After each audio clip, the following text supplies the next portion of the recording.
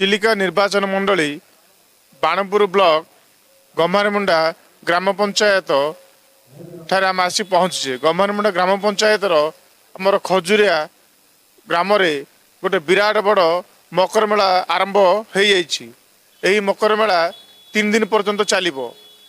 मीना बजार सहित सांस्कृतिक कार्यक्रम अपेरा एवं नानादि कार्यक्रम एठारे चालू अच्छे। आसतु जीवा आमे किछि लोकंकर प्रतिक्रिया नेबा। मो ना दासती सेठी घर खजुरिया ग्राम पंचायत गम्हारमुंडा।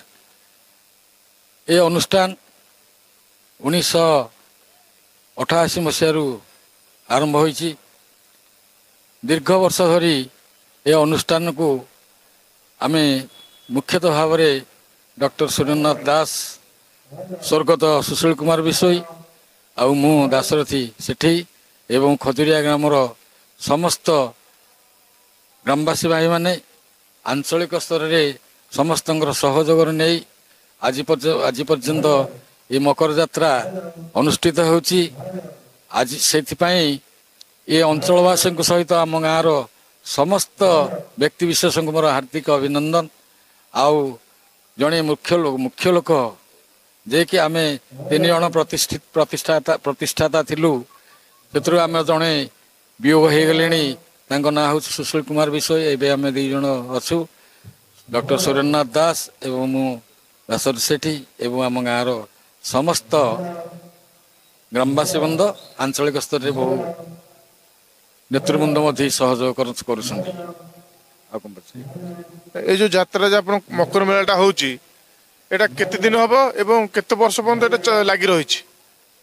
ये दीर्घ 37 वर्ष आकु हो गलानी। नाटक मकर मेला हबार 37 वर्ष हो गलानी। 1988 मसीह आरंभ होता। आज पर्यटन सीना निरवच्छिन्न भाव में ये चली रही। केते दिन पर्यंत चलिबो एटा?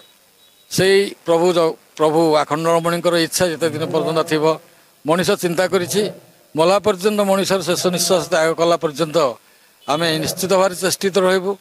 आउ अनुष्ठान को सीधे बढ़े बढ़ी नहीं तापर से प्रभु आखंडमणि इच्छा मत सब कार्य होची हम। जो मकर मेलाटा होची आउ कौन कौन सांस्कृतिक कार्यक्रम आ कौन कौन होची? आज 14 तारिख मकर मेला रे आज नाटक होची। ये अनुष्ठान सब कलाकार माने को नेकी होचे आज नाटक हा कृष्ण बोली जाऊ जीव। 15 तारिख हम आमर राम नाटक। 3rd दिन हम भारत लीला। ये आम 3 दिन धरी व्यापी एटी फंक्शन करा जाउची। बहुत लोक आसुचंती, बहुत लोक जमा होउचंती और बहुत भल लगे।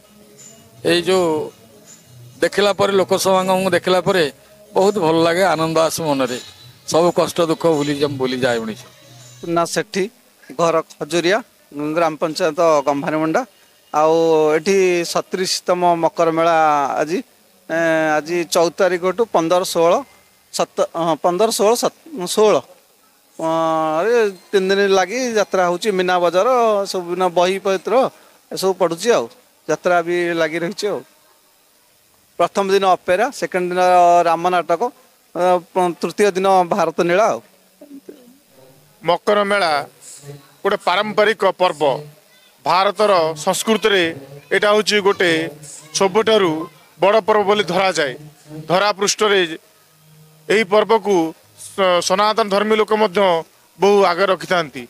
एभली भाव में कला संस्कृति एवं धर्म को नहीं आम जो खजुरिया ग्रामर ग्रामवासी मान जो भाव में अहैकिक चेष्टा प्रचेषा कर से अनादि काल लगी रही परंपरा को आज जीवित अच्छी। खजुरिया रमेश चंद्र नायडू।